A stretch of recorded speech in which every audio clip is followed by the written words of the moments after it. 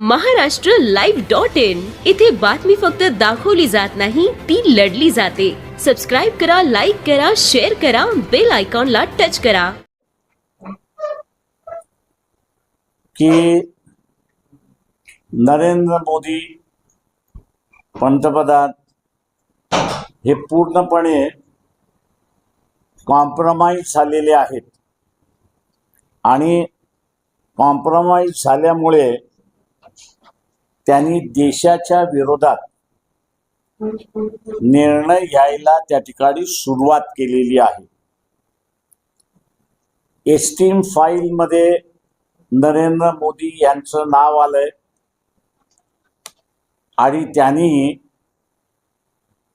देशाचं सार्वभौम हे एका प्रकारे किंवा त्याने अमेरिकेसमोर घाण ठेवलंय अशी असणारी परिस्थिती आहे. आणि म्हणून आपण बघत असाल की या खाडी युद्धामध्ये भारतावरती सार्वभौम नाही तर आमची सत्ता आहे, आम्ही सांगू तेच भारत करेल असं दाखवण्यासाठी अमेरिकेने भारताला म्हणजे नरेंद्र मोदी याला मुभा काय दिली तर रशियाकडून तुम्ही असणारं तेल विकत घेऊ शकता. म्हणजे अगोदरचे आदेश की बंद करा, आत्ताचे आदेश तुम्ही विकत घेऊ शकता.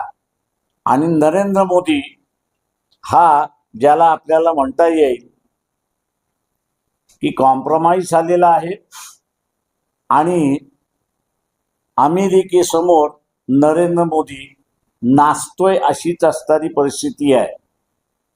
Dancing to the tune of America असं इंग्रजीमध्ये आपण म्हणतो, तशा रीतीने असणारा मोदी आता डान्सिंग ट्विन झालेत अशी असणारी परिस्थिती आहे. मोदींना पंतप्रधान करण्यामध्ये RSSची भूमिका होती.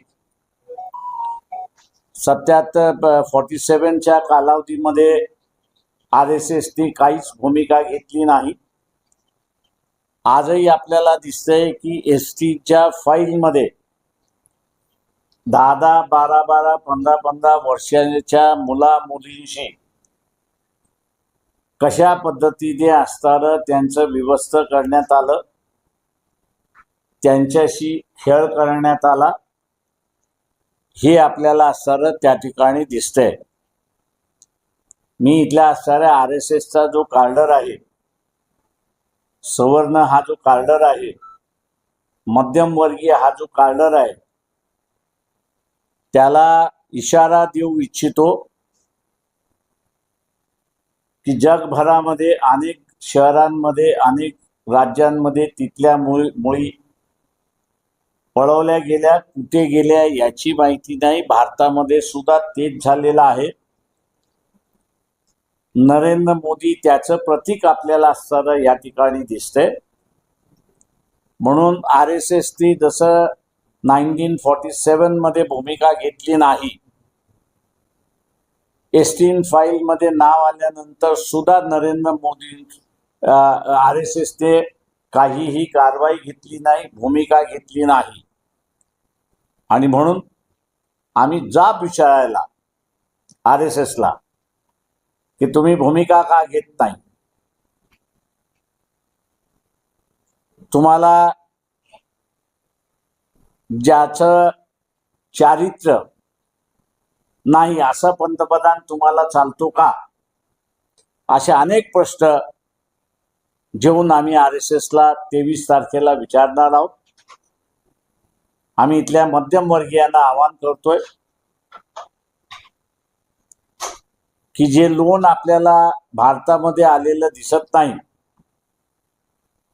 ते लोन आता असताना आपल्याला येताना त्या ठिकाणी दिसेल. भूमिका सगळ्यांनी घ्यावी आणि कॉम्प्रोमाइज झालेला पंतप्रधान याला बाजूला सारलं पाहिजे, त्याचा राजीनामा मागितला पाहिजे. यासाठी RSSला सुद्धा आम्ही भूमिका घ्यायला लावू अशी असणारी परिस्थिती आहे. आणि म्हणून 23 मार्चला नागपूरला आम्ही धरणा कार्यक्रम त्या ठिकाणी ठेवलेला आहे. मी तमाम लोकांना आवाहन करतो की आपण मोठ्या संख्येने त्या ठिकाणी यावं